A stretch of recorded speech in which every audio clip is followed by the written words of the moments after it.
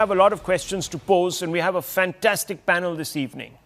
And I don't want to waste time by beating around the bush. And I want to begin first with Pastor Mark Burns, who's a spiritual advisor, no less, to US President Donald Trump.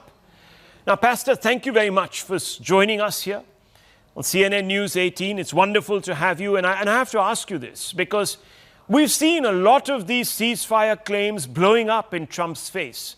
Either the two participants have a problem with the way he phrases things, or they say that he's preempted it all, or they believe they never even came to an agreement and Trump is trying to sort of play to the galleries, win himself maybe a Nobel Peace Prize. I don't know. But the question is Trump's repeated truce talk just another PR stunt aimed at domestic political optics? That's the fundamental question I'm posing to you tonight. Well, thank you for having me, being here on your station, your network, and the great people of India. Now, the president actually had a real call with Benjamin Netanyahu, Prime Minister of Israel. They had a call, and the president was very firm, was very direct, exceptionally direct in saying that this is enough. Those bombs need to stop now. The president made it very clear that he did not want a regime change in Iran. That's left up to the people of Iran to determine, to self-determination. But the president said that these bombs need to stop. This is enough. No more people need to be killed. He was assured that that was going to happen, that those planes were going to come back home and they were going to go back to Israel, and this ceasefire would be into effect. Remember, it was Israel who attacked Iran.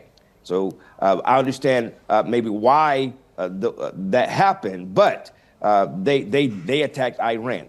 And having said that, the president said, this is enough. We need to bring a ceasefire and people do not need to die. And so that was assured to him. And so this ceasefire was actually real. Both sides broke it. And the president is very frustrated. He cannot make people do things when he's trying to prevent American boys from entering a conflict. We can easily, if we desire to, use the might of the United States Army and wield our way to do what is necessary to bring peace. But that's not the president's agenda. That's not his goal. There's two separate independent sovereign nations. And if they decide to blow each other up, hang on, Pastor. Just 3 seconds ago, the United Nations has announced that it is moving some of its international staff and their dependents out of Iran temporarily due to safety concerns. The UN spokesperson says that this decision has been necessitated by the fact that Israel has ordered new military strikes on Tehran. So, I mean, what's going on here? No one's listening to Trump. This is an embarrassment for Trump. He is the president of the most powerful country in the world, and people think that his word is not the law. You failing to realize that, and I understand what you're saying, but you're failing to realize that there is no military in the world like the United States military. There is no corner in this world we cannot touch. We own the sky in the whole entire world. Okay, so let's just be very clear about that. The president is walking like a mouse and knowing that he is an elephant, and he's doing it for diplomatic purposes. No, but the whole Pastor purpose Burns, of this let me ask you this, because let me finish my statement.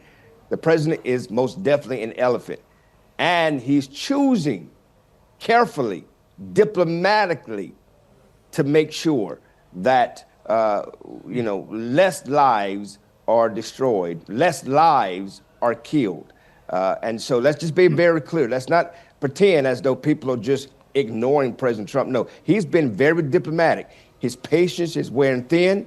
He's very frustrated with Israel. He is very frustrated with Iran. Both have broke the ceasefire. He's frustrated with Russia, and who consistently is attacking Ukraine. And he's been walking very, very diplomatically.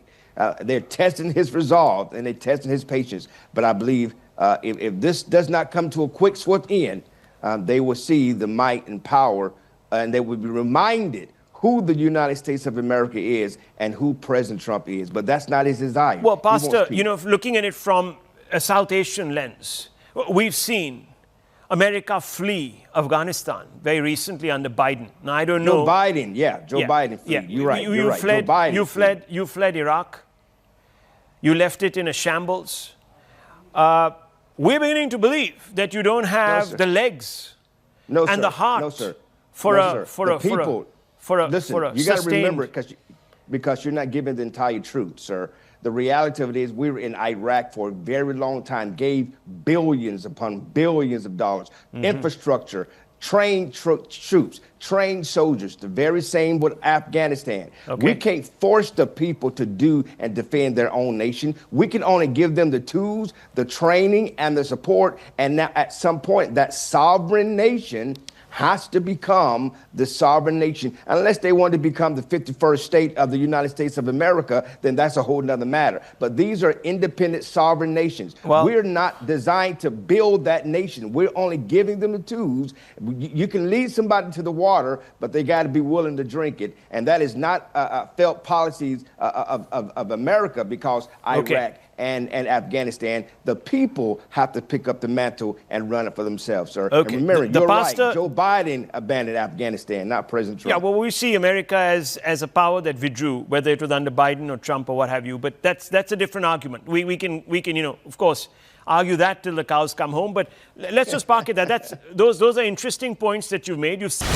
Network 18 is now the clear leader in digital media, with 55% more users on native platforms and social media than Times Internet.